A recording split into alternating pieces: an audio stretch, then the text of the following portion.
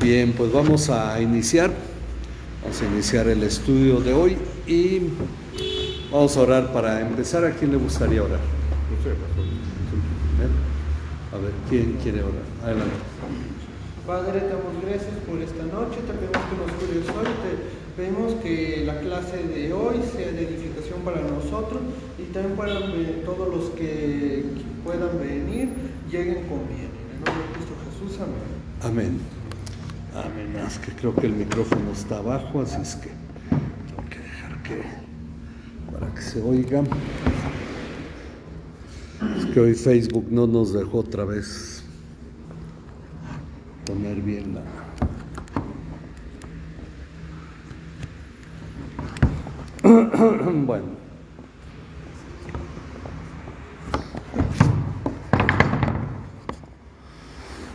Bueno, esperemos que ahí se escuche bien y se escuche la participación de cada uno en la transmisión.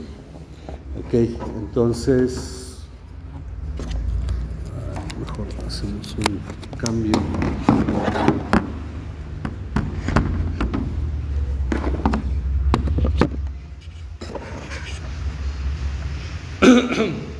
Si no, ya estaremos buscando otra aplicación que nos permita girar el teléfono para que el micrófono se oiga bien. Bueno, pues vamos a empezar hoy.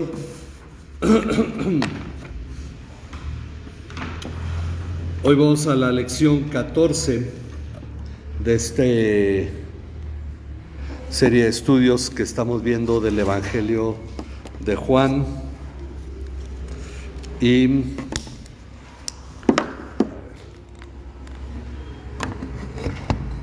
creo que ahí está ya. Del Evangelio de Juan, vamos a ver, dice el estudio. Una vez más Jesús viaja a de Galilea a Jerusalén a una fiesta solemne. Galilea ha sido un lugar seguro para llevar a cabo su ministerio, sobre todo instruyendo a sus discípulos sin entrar en conflicto con los principales judíos. Sin embargo, en algún momento debe ir a Jerusalén para darse a conocer al pueblo allí. Vamos a leer hoy Juan del capítulo 5, del versículo 1 al 18. Juan 5, del 1 al 18.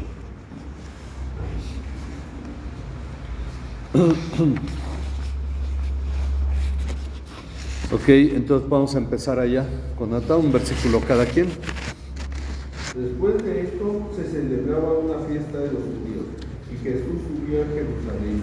Hay en Jerusalén, junto a la puerta de las ovejas, un estanque que en hebreo se llama Betesda, que tiene 5 pórticos. En esto yacía una multitud de enfermos, ciegos, cojos y paralíticos, que esperaban el movimiento del agua. Porque un ángel del Señor descendía de vez en cuando al estanque y agitaba el agua, y el primero que descendía al estanque después del movimiento del agua quedaba curado de cualquier enfermedad que tuviera. Estaba ahí un hombre de 108 años que estaba enfermo.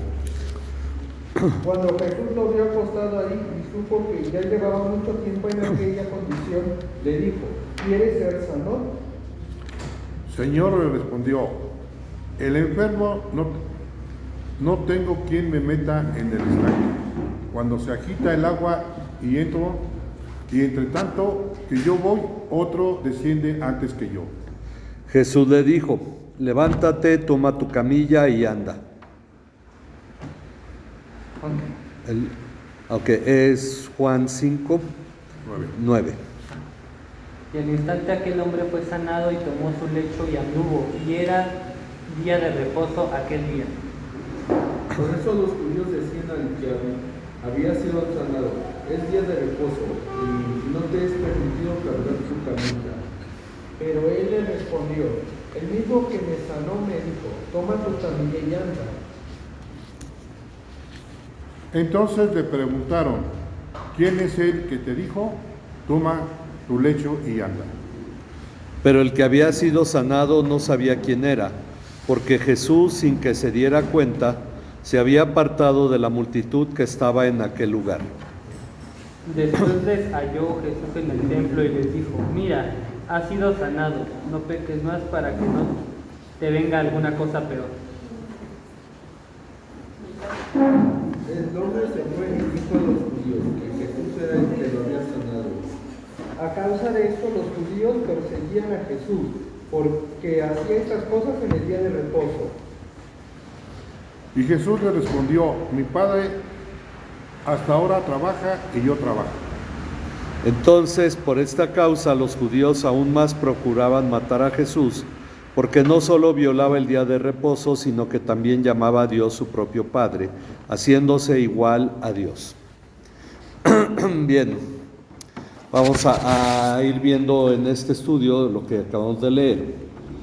Después de lo narrado en el capítulo 2, el asunto es que Juan utiliza mucho estos términos y dice después de esto. Después de lo narrado en el capítulo 2, se celebraba una fiesta.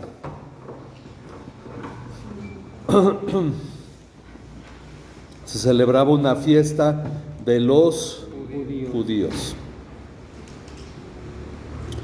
Ok, se celebraba una fiesta de los judíos y Jesús subió a Jerusalén. Las expresiones de tiempo, como acabamos de decir desde el inicio, cuando dice 2 días después, 1 día después, o después de estas cosas, etc. Las expresiones de tiempo que utiliza Juan para unir un evento con otro no siempre indican cuánto tiempo ha pasado, pero Juan las usa para dar orden a todo el relato que lleva a cabo. Es decir, este evangelio va de una manera totalmente cronológica, señalando que un evento viene después del otro. En cuanto a la fiesta a la que Jesús asiste, no se menciona cuál es, como lo hace en otros casos. Menciona cuando es la fiesta de los tabernáculos, cuando es la fiesta de la Pascua. Entonces no lo hace como en otros casos. Varios comentaristas y escritores como Ireneo, que fue un pastor en el siglo II, señalan que era la fiesta de la Pascua, lo cual es muy probable, pues además de ser obligado para todo varón el ir a la Pascua, José y María acostumbraban a hacer esto cada año. Vamos a ver Lucas 2:41 con Luis. Lucas 2:41.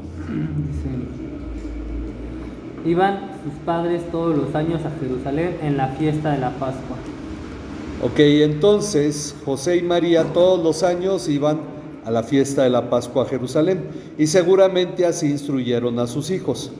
A final de cuentas, lo importante es lo que allí va a ocurrir. No detalla Juan cuál es la fiesta, no es tan importante tampoco deducirlo, a menos que, como dice un comentarista, para saber cuántos años duró el ministerio de Jesús, pues daría una idea si cada año fue.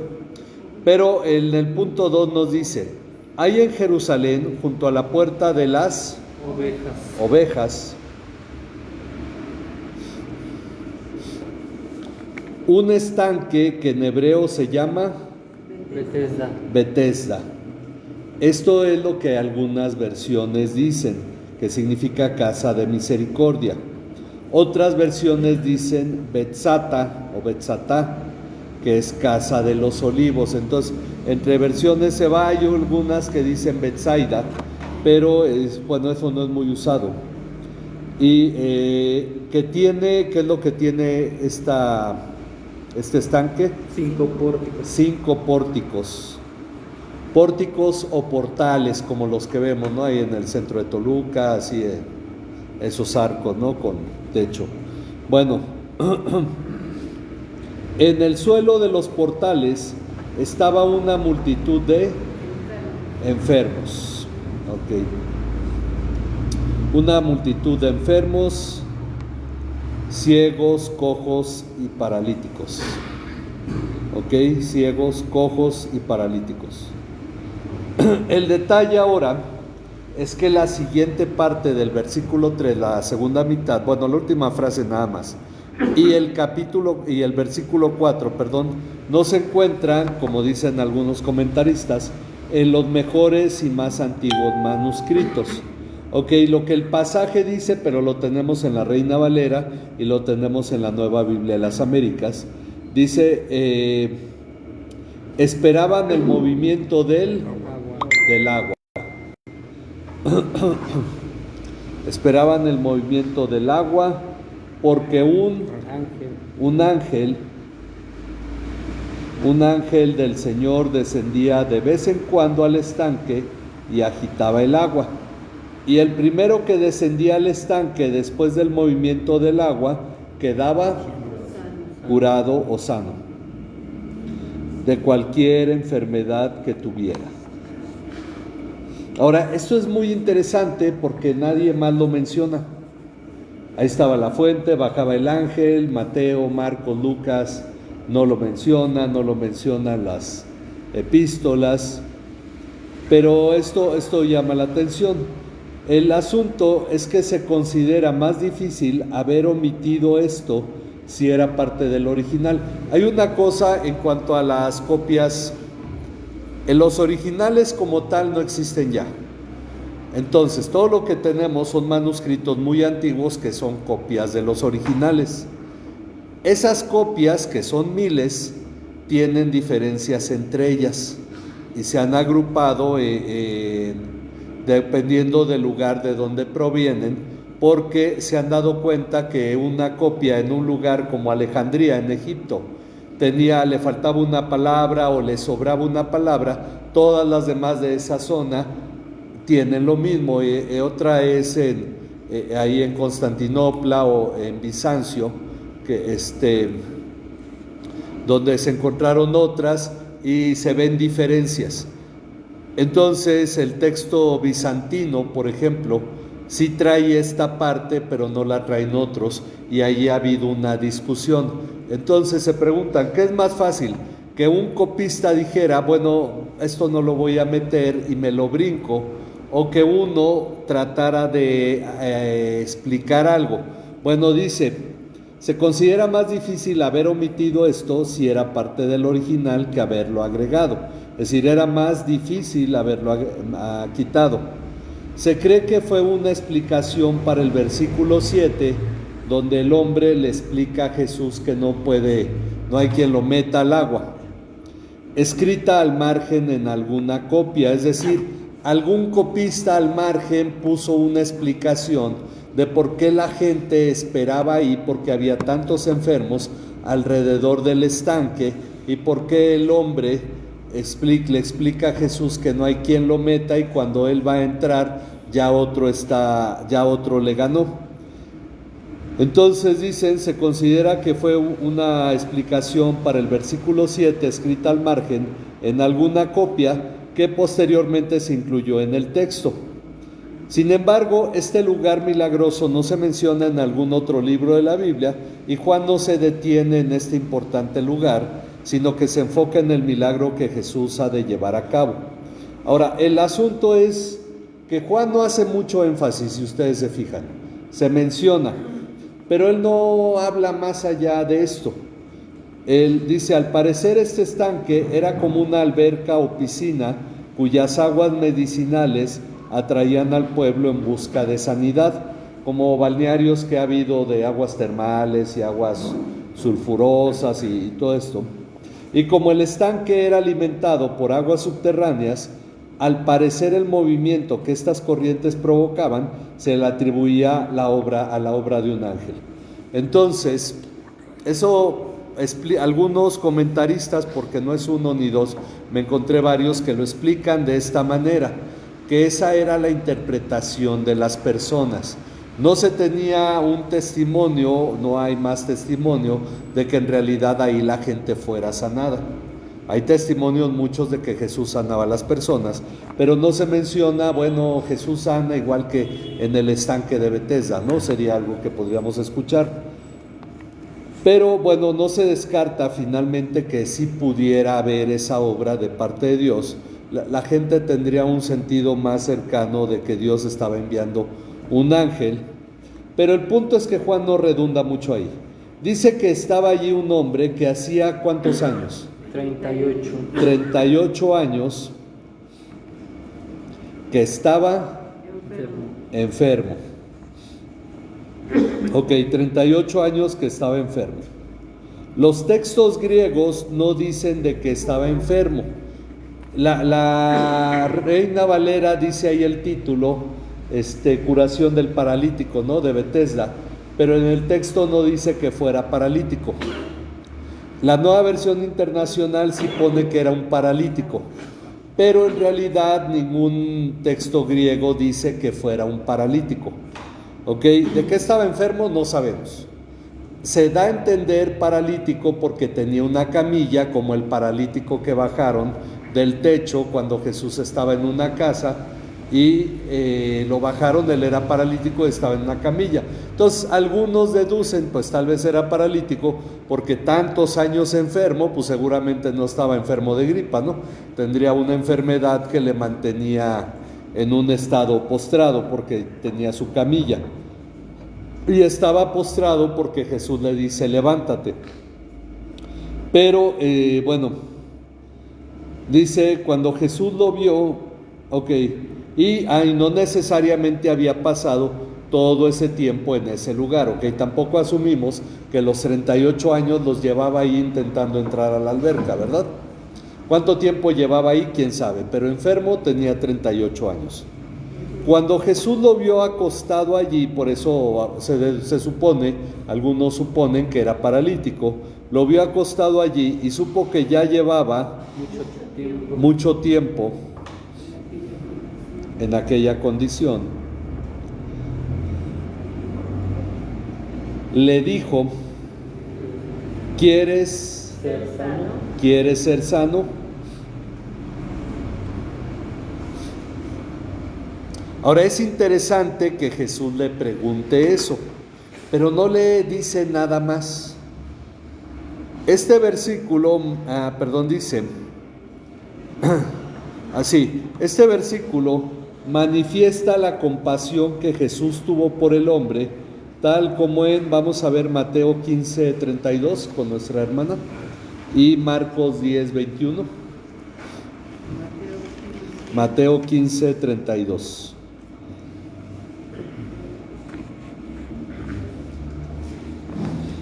Jesús, llamando a sus discípulos, dijo, tengo compasión de la gente porque ya hace 3 días que están conmigo y no tienen que comer, y enviarlos en ayunas no quiero, no sea que desmayen en el camino. Ok, Jesús siente compasión por las personas, por las situaciones. Han estado con Jesús tanto tiempo y dice, bueno, no hay comida por aquí, ¿y qué hago? Porque pues ni modo de que los mande sin comer y les pase algo en el camino, se desmayen, lo que sea. Bueno, esto habla de la compasión de Jesús. Marcos 10:21. Jesús mirándolo, lo amó y le dijo, una cosa te falta, ve y vende cuanto tienes y da a los pobres y tendrás tesoro en el cielo. Entonces vienes y me sigues. Ok, Jesús cuando habla con el joven rico, que le dice que él ha guardado los mandamientos desde su juventud, Jesús lo ve y siente compasión por él. Es la forma de entender esta frase, Jesús lo amó. Sintió compasión por este joven porque en realidad no estaba entendiendo el mensaje. Entonces, es lo mismo que Jesús siente aquí. ¿Cómo se enteró? ¿Alguien se lo dijo? ¿El Padre se lo reveló? ¿Él lo supo en su espíritu? No sabemos, pero se enteró que el hombre ya llevaba mucho tiempo ahí. Así es que tuvo compasión de él. Ahora, la respuesta a la pregunta de Jesús parece obvia, pues ¿quién no quiere ser sanado? Sin embargo, algunos enfermos se ganaban la vida pidiendo limosna, y ser sanado le afectaría en sus ingresos. Ahora iba a tener que trabajar, pero si estaba enfermo podía pedir limosna, y luego la gente que pide limosna, ¿cómo le va? Junta buen dinero, ¿verdad? Entonces tampoco es un mal estilo de vida, diríamos, bueno, o de ingresos por lo menos.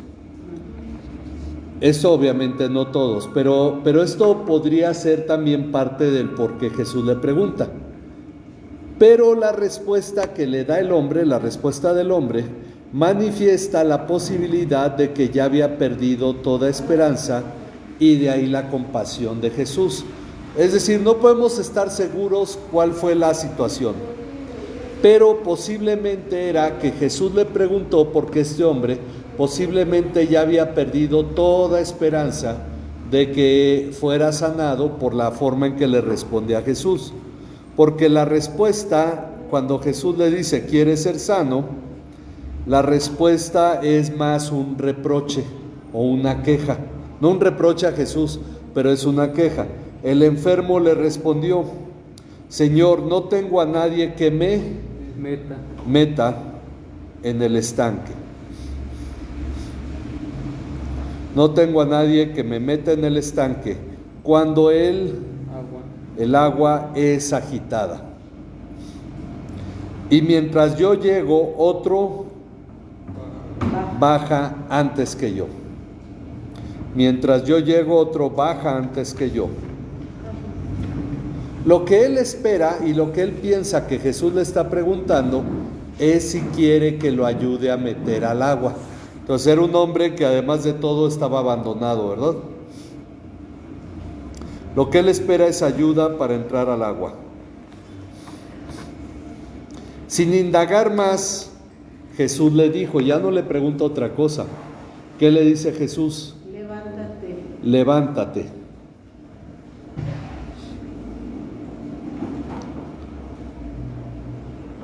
Toma tu camilla y anda. Levántate, toma tu camilla y anda. O tu lecho, camilla. Al instante, bueno, a lo mejor en unos cartones, un colchón, no sabemos, ¿verdad? Pero algunos lo traducen como camilla. Al instante el hombre quedó sano. Obviamente no había cartones, ¿verdad? En ese tiempo, pues por decir algo. Al instante el hombre quedó sano y tomó su camilla y comenzó a andar.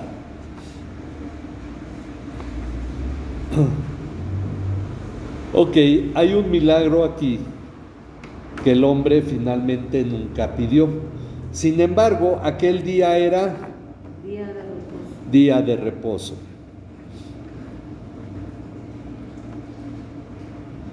Aquel día era día de reposo. Por eso los judíos decían al que había sido sanado, es día de reposo, no te es permitido cargar tú, ahí sí le pueden poner lecho si quieren, o camilla. No te es permitido cargar tu camilla. Pero él les respondió, el mismo que me sanó, me dijo, toma tu camilla y anda. El mismo que me sanó me dijo, toma tu camilla y anda. Ahora, a los judíos no les importa el milagro en lo más mínimo. Ellos no le dijeron quién te sanó, ¿verdad? Por eso le preguntaron, ¿quién es el hombre? ¿Quién es el hombre que te dijo, toma tu camilla y anda? Ellos no están preocupados si el hombre era enfermo y ahora está sanado después de 38 años, que es toda una vida, y ellos no se fijan en eso. Pero ellos preguntan sobre el hombre que está quebrantando el día de reposo, lo mandó a quebrantar el día de reposo. El que había sido sanado no sabía quién era. Ajá. Porque Jesús, sin que se dieran cuenta, se había apartado de la multitud que estaba en aquel lugar. Jesús lo sanó, se dio la vuelta y se fue. El hombre ni siquiera supo quién era Jesús. Dice, es interesante que este milagro no ocurre por la fe del que fue sanado. No tenía fe, pues ni siquiera sabía quién era el que le sanó. Él no fue sano por la fe en Jesús. Él no le dijo, ay Señor Jesús, sáname, sino por el poder de aquel que le dijo, levántate. Por eso fue sanado, por el poder de Jesús. Esto afecta el negocio de los sanadores que excusan sus fraudes diciendo que le faltó fe a todo aquel que no es sanado. Viene el que hace milagros y dice, todos los que están aquí van a sanar. Uno dice, oye, pero no sanamos, te faltó fe. Ese hombre ni siquiera tuvo fe, porque no sabía ni quién lo estaba sanando. Él, cuando Jesús le dijo, levántate y anda, a lo mejor ya hasta se sintió diferente, por algo se levantó y anduvo, pero él no tuvo fe, no sabía quién era el que lo sanó, no sabía que era Jesús. Ahora, dice, por otro lado, consideremos que el lugar se encontraba lleno de enfermos, gente necesitada de sanidad, pero Jesús solo sanó a uno, pues no es la necesidad humana, sino el propósito de Dios lo que Él realiza. Enfermos había muchos, ¿por qué sanó a uno nada más? Pues hubiera llegado y sanado a todos, ¿no? Pero Él tenía un propósito para esto.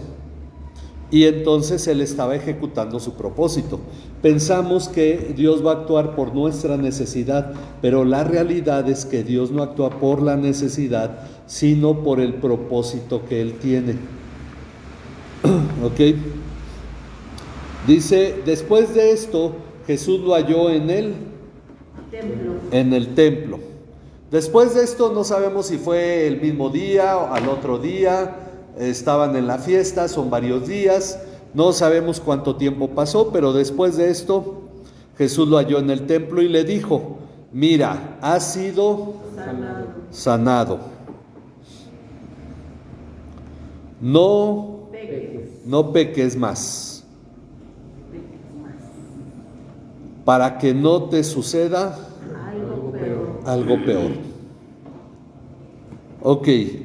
Algunos consideran o interpretan esta frase que esta enfermedad vino por causa de algún pecado. Fue algo tan terrible que lo dejó enfermo 38 años. Pero esto no necesariamente es así. Vamos a ver Juan 9:3. ¿A quién le toca Abisaí? Juan 9:3.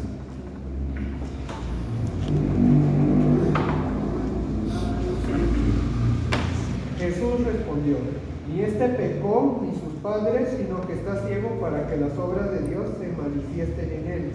Ok, ya llegaremos al capítulo donde Jesús sana a un hombre ciego y los discípulos le dicen, ¿quién pecó, este o sus padres, para que haya quedado ciego? Y Jesús dijo, ni él ni sus padres pecaron. Entonces, esta enfermedad no necesariamente fue a causa de un pecado, sino que finalmente se puede entender, dice, conforme a todo lo visto anteriormente, las palabras de Jesús van en el sentido de una vida sujeta al pecado. El hombre era pecador. Y entonces Jesús le dice, no peques más. No que el hombre estuviera pecando y cayó en esta enfermedad por el pecado, sino que estaba pecando, enfermó, siguió pecando porque era pecador. Y entonces Jesús le dice, no peques más para que no te venga algo peor. Ahora, dice, lo peor que le puede venir es la condenación eterna. Es un mensaje de llamado a hacer la voluntad de Dios para vida eterna. Es decir, viendo el contexto de todo lo que hemos estado analizando, que Jesús no se basa en las cosas terrenales, sino en lo celestial, en lo espiritual, podemos discernir que en realidad no es que le dijera, bueno, ya la regaste una vez, no lo vuelvas a hacer, para que no te vaya a ir peor. No necesariamente, aunque esto es lo que vamos deduciendo. Dice, el hombre se fue y dijo a los judíos que Jesús dijo a los judíos que Jesús era el que lo había sanado. Entonces el hombre se fue, dijo a los judíos que Jesús era el que lo había sanado. Encontré un comentarista, dice, algunos piensan que la amonestación le ofendió y lo fue a acusar. Él fue con los judíos, dijo, miren, ese fue el que me sanó, acusándolo porque lo había regañado, ¿no? Hay de todo y cuando analizamos, ¿no? Pero dice, sin embargo, después de 38 años enfermo y haber sido sanado milagrosamente, es más probable que lo compartió con emoción. Fue y les dijo, ya sé quién me sanó, fue Jesús. Y tal vez lo dijo hasta emocionado, entendiendo quién era el que lo había sanado. Ok, entonces, finalmente encontramos que en todo esto podemos ir analizando, deduciendo algunas cosas, aunque son deducciones. Dice, lo que debía ocurrir de acuerdo al propósito de Dios. ¿Para qué sanó Jesús a este hombre? Porque era necesario lo que seguía. Lo que debía ocurrir de acuerdo al propósito de Dios ocurrió. Pues a causa de esto, los judíos perseguían a Jesús, porque hacía estas cosas en el día de reposo. Esto tenía que ocurrir. El hombre sanado fue el medio. Jesús tiene algo que enseñar.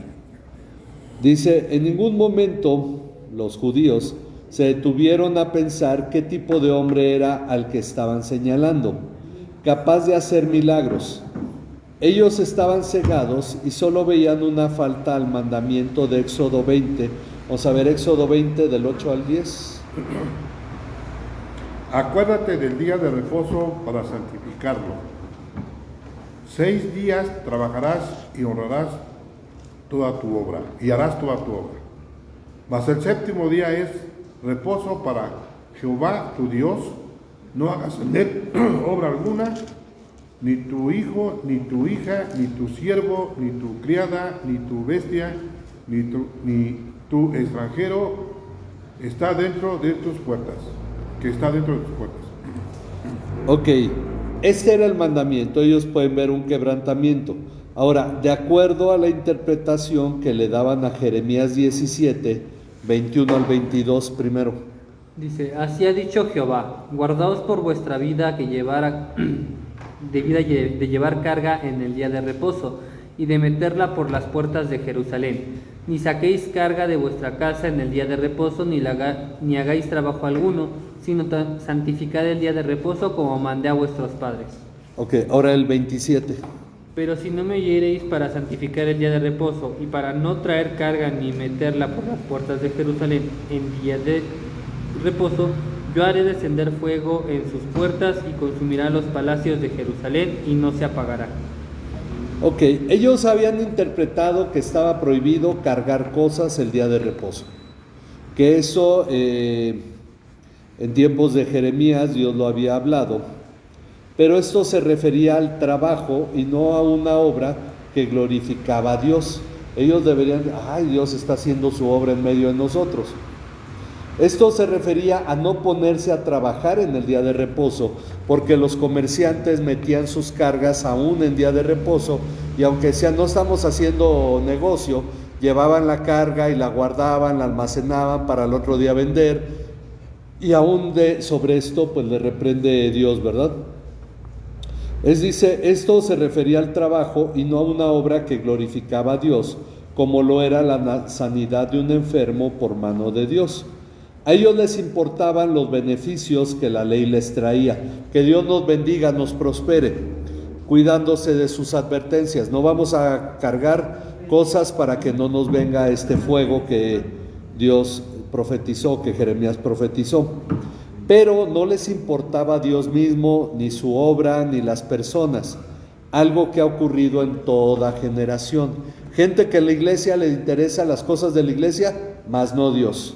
Le interesa el edificio, le interesa una actividad, pero no les interesa a Dios ni les interesa a la gente. Es algo semejante a lo que pasaba con los judíos.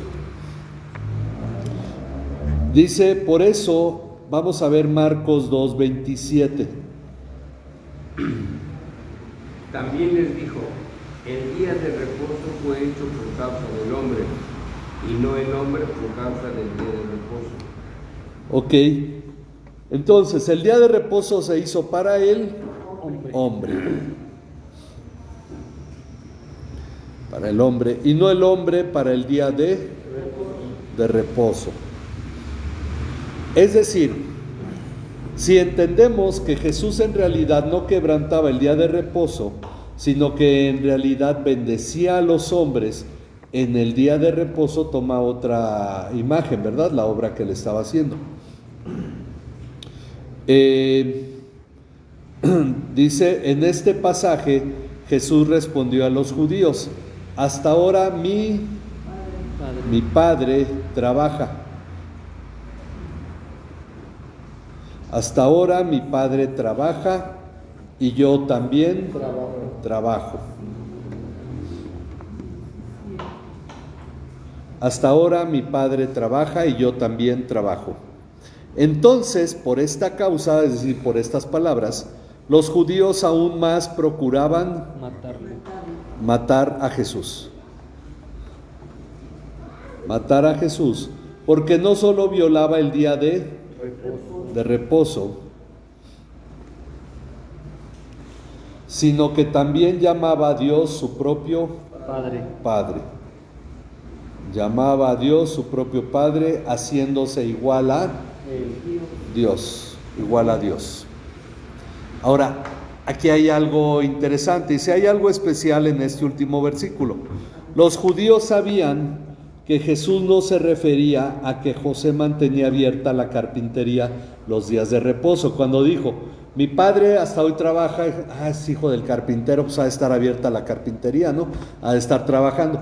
Ellos inmediatamente relacionan mi padre, ¿de quién está hablando Jesús? Dice, ellos entendían que Jesús se refería a su padre. Bueno, aquí tendría que ponerle, se refería a Dios. El pecado de ellos era su mismo entendimiento. Ellos entendían de quién estaba hablando, porque no se iban a ofender si decían, bueno, no sabemos qué haga tu papá. Y si él quiere trabajar en día de reposo, pues que se encarguen los que viven ahí en donde él está, ¿no? Pero dice, ellos entendían, y ese mismo entendimiento era el pecado de ellos. Pues qué otra cosa les ofendería hasta el grado de querer matarlo, que el hombre que hacía milagros y los hacía en sábado, enseñaba que venía de parte de Dios.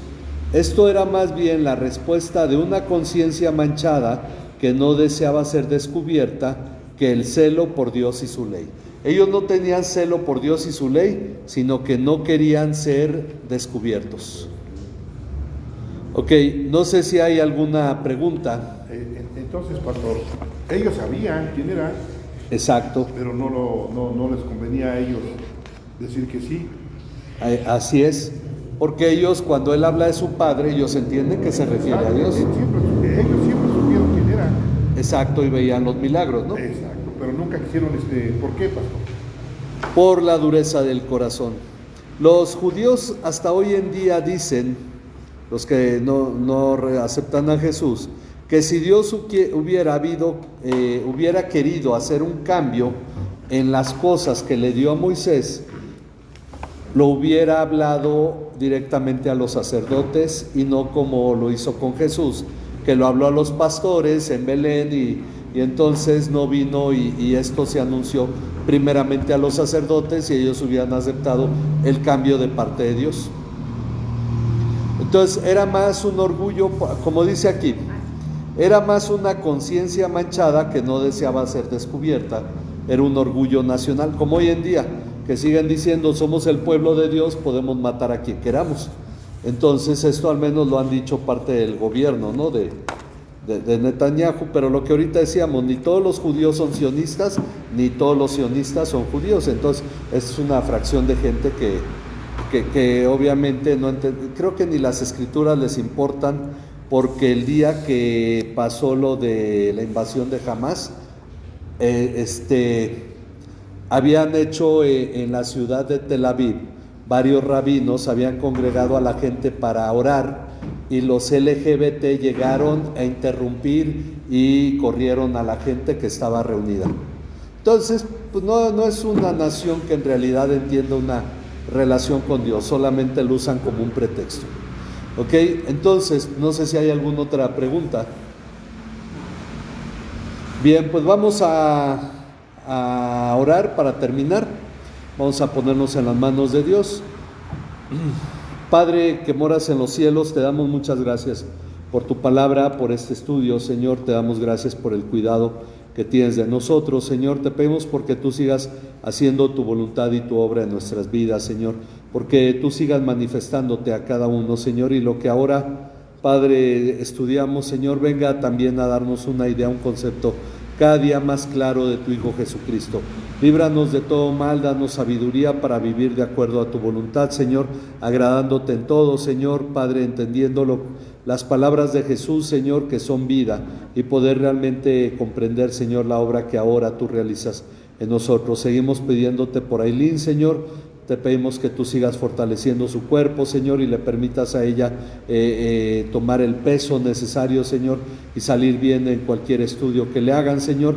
También ponemos en tus manos, Señor, a Benito y a Rufina, los papás de nuestra hermana Graciela, que tú sigas haciendo tu obra en sus vidas, Señor, le sigas sanando. A nuestra hermana Betty, Padre, también por los estudios que le han realizado, Señor, y lo que viene ahora para su vista, Señor, para sus ojos, Padre, y para cada uno de nuestros hermanos que están delicados de salud. Te pedimos que tú sigas haciendo tu obra, que tú sigas trabajando en cada uno y cumplas tu propósito en nosotros como iglesia, Señor.